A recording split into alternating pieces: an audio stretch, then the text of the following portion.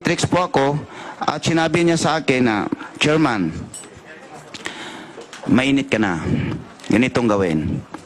Kasi November na ngayon. Next, malapit ng 2015. Kailangan ng pundo talaga. Sure na tumanalo si ma'am. Para sa atin to lahat.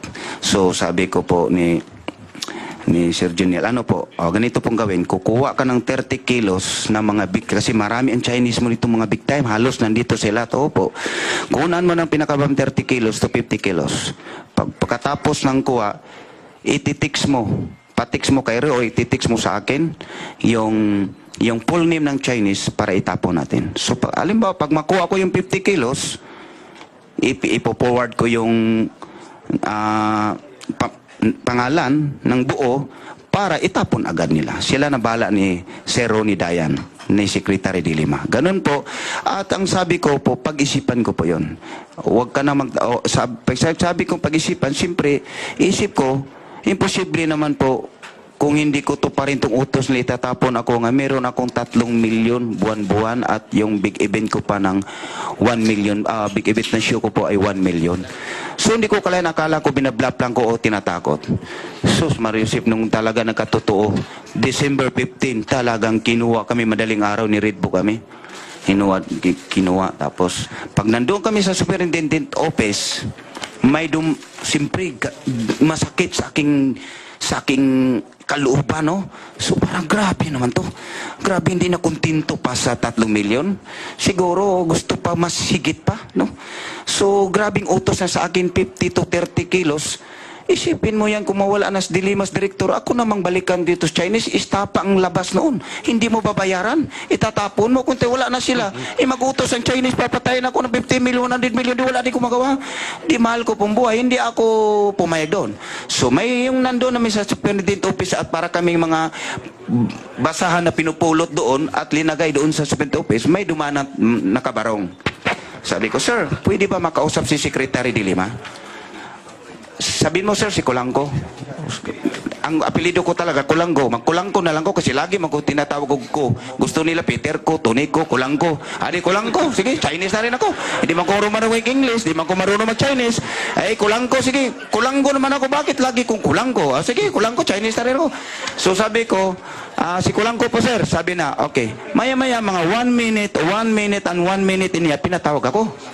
Siyempre, natawag ako doon sa conference room. Sa 19 po kami, nandun sa Superintendent Office,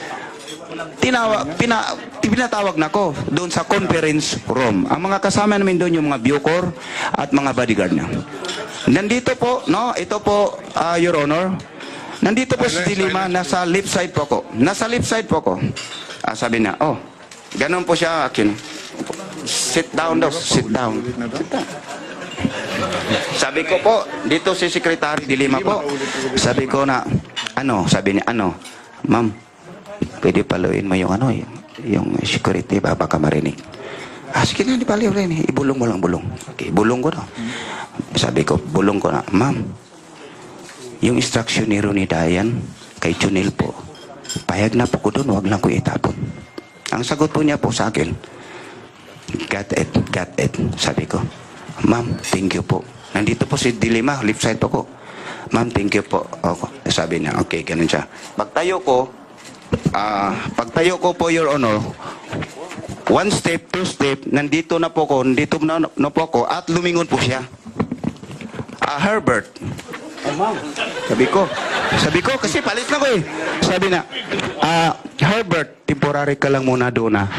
Sa 19 kami, akong sinasabihan, temporary lang muna ako doon. So, ang isip ko po, 2 to 3 days na ako, ibabalik na ako ng maximum.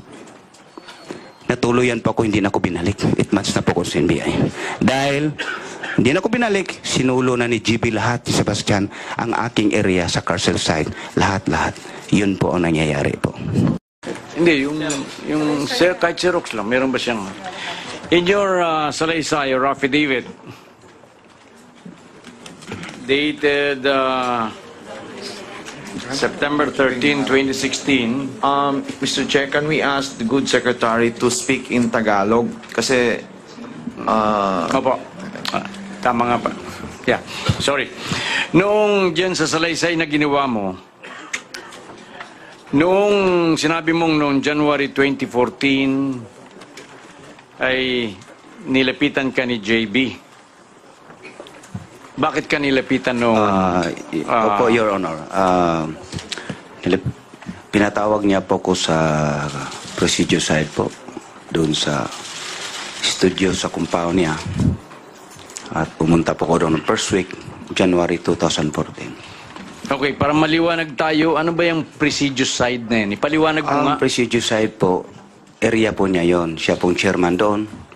Ako po, ang area ko po ay Carcel side. Ako po ang isang chairman din doon. Pero mas malaki ang aking, mas marami ang aking hawak na sa area is 8 pangkat po. Sa kanya po ay 4 lang, ipang-5 sa kanya pangkat. Bali, Yun namang sa'yo na Carcel side, opo. ay ilan ang hawak mo? Mas marami at lahat ng mga karamihan sa 70% siguro nasa akin ang mga big time drug lords sa area ko. So, bakit ka nilipitan ni JB nun? Yun po ang sabi niya, nag-usap kami.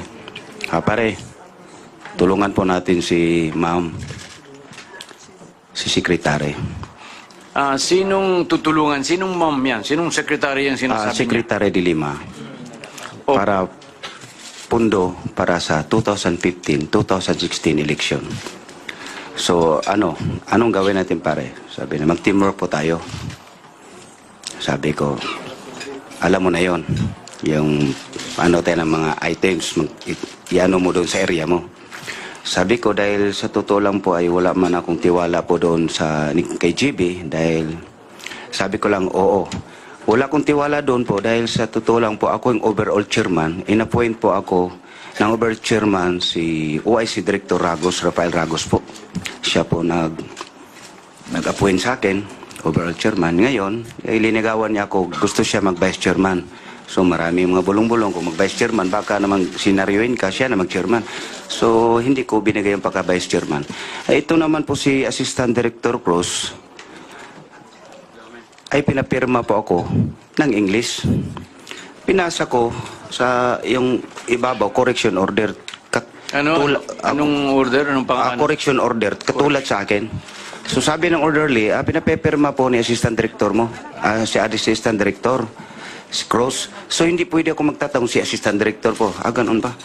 Pirma. Basa-basa, kunwari nabasa ko, pero hindi ko naintindihan po. Pinirmahan ko po ngayon.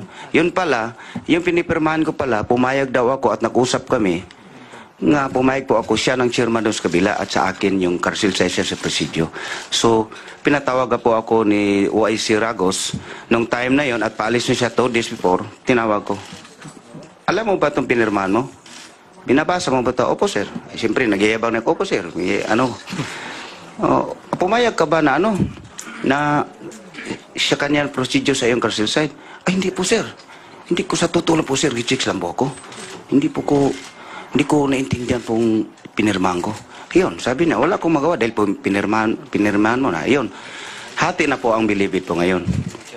So ngayon, ang sabi ko na, ituloy ko lang po sinabi ko, nag-oo lang ako, hindi na po ako bumalik noong January. Yung nausap kami January, first week ng 2014. After mga 2 weeks ng January, ng second week, si Junel Sanchez po ang pumunta na sa akin doon.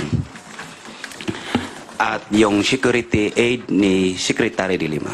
Okay, gawin nating question at saka answer. Ha? Okay, apo. Tanong at sagot. Apo. Okay. So, yung bang, anong naging dahilan at nawalan ka ng tiwala kay JB Sebastian? Ayun po, yung kasi kaibigan po niya si Assistant Director Cruz. Close po sila at yun doon ako nagtatampo at parang wala akong tiwala dahil hindi ko binigay yung pagka-vice chairman niya. Pinapirma nila ako po ng correction order na English po, na hindi ko naintindihan English at pumirma naman ako. Yun pala, nahati na pala ang nakasulat po doon. Hati na kami. Pumayag daw ako nga siya ang mag-chairman doon sa kabila. Pero sa totoo po, hindi po. Okay. So, saan ba itong... ML Kwarta Padala po. Sa ML Lier po. Sorry po, no? Pasensya na po, Your Honor. Ito po. M. Lulier po, kwarta padala po ito. Sorry po, please, you are hereby directed to hand over the copy to Secretary Aguirre. Mr. Chair. Alam mo ba kung sino o kung sino ang katauhan nitong si Jonel Sanchez? Pakiulit po, Your Honor. Alam mo ba kung ano talaga kung sino itong si Jonel Sanchez? Napag-alam mo ba? Kung kilala Kung po ba anong- kung pagkatao niya po? Nakakilala po sa buong pagkatao niya po ang aking talent manager po nga si Renente Diaz po. Hindi nabanggit sa'yo kung anong tunay niyang pagkatao? Hindi po. Pero siya po ay close po sila at lagi po sa DOJ at kang sekretary na si Ma'am Lins na kanang kamay din ni Secretary de Lima ay lagi po sila nagkikwentuhan doon. Minsan po, anong December 2013, nagpabigay po ko ng 1 million po nang gagaling sa aking lending sa loob po. Pera ko yung sarili po. Dahil yung lending ko po is 10% a week, 40% a month. Minsan 1 hour, 1 day, 2 to 3 days, balik na yung pera kasi manalo, pag matalo, hiram. Pag manalo, bayad agad. 10% po yun a week. So, doon ko kinukuha minsan po, sabi po ni Ma'am Lins, sabi po ni Ma'am, sabi po ni Secretary kay Ma'am Lins na yung para daw sa opisina niya sa mga tao. So, nabigay po ko ng 1 million po. Minsan po, nakasakit po yung asawa ni Ma'am Lins, yung kanang kamay ni Secretary de Lima, at tinulungan ko po, napapadala din po ako ng 300,000 dahil yung anak ba niya yon o asawa ba niya yon na sa ospital. Hindi ko alam kung saan ospital. Si Renante Diaz po, ang aking talent manager po, siya po ang magpaliwanag po doon. Alam mo ba ang buong kapangalanan ng Ma'am Lin na yan? Yun po, nalimutan ko po, basta Lins po siya. Lagi po sila na pumupunta si Renante Diaz sa aking talent manager doon sa Department of Justice. Siya Pero po nakakaalam po, Your Honor. Pero sa pagkakilala mo kay Jonel Sanchez, ano ang ginagawa niya kay Secretary de Lima? Siya by driver or ano? Sa akin po, ang trabaho niya po ay security aid po siya.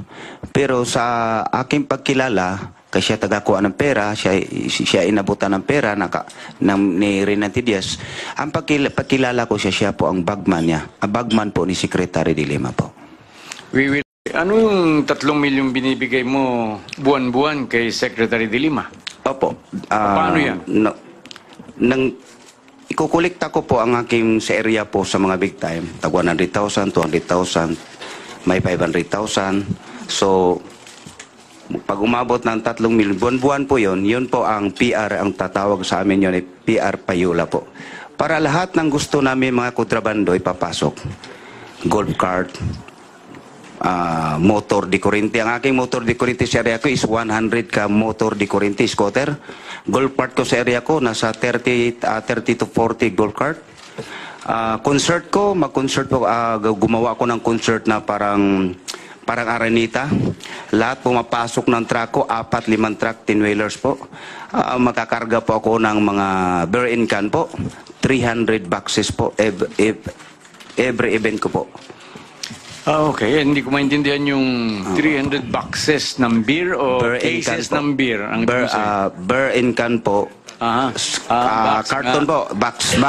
Ang bili ko po is 700 pesos. Binibinta ko sa loob ng maximum po ay 10,000. 3 to 4 hours po, ubos na yun po ang 300 boxes na beer.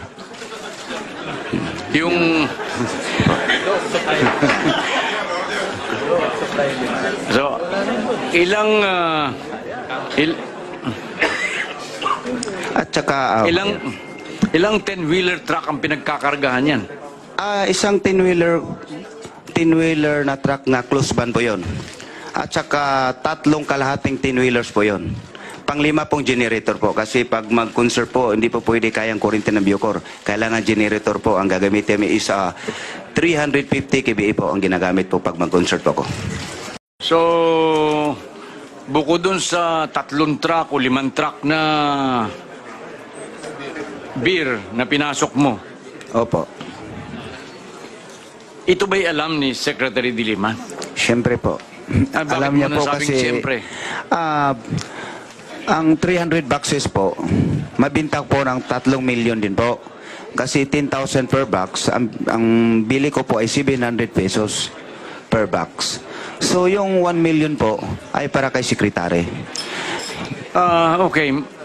Ibig sabihin, yung tinubo mong 1 milyon, binawasan mo yung tinubo mo at 1 milyon ibinigay mo kay secretary. O basta po 3 million mabinta po doon, tapos ang 1 million sa kanya, may 2 million ako, siyempre ako nakakapital, may nagkapital po ako.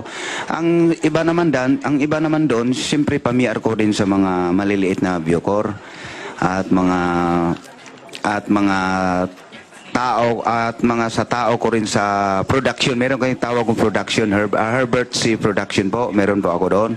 So, yun doon, kinukuha namin mga inarinta na mga generator, mga yung mga equipment na speaker, trusses, mga lights, sound engineer,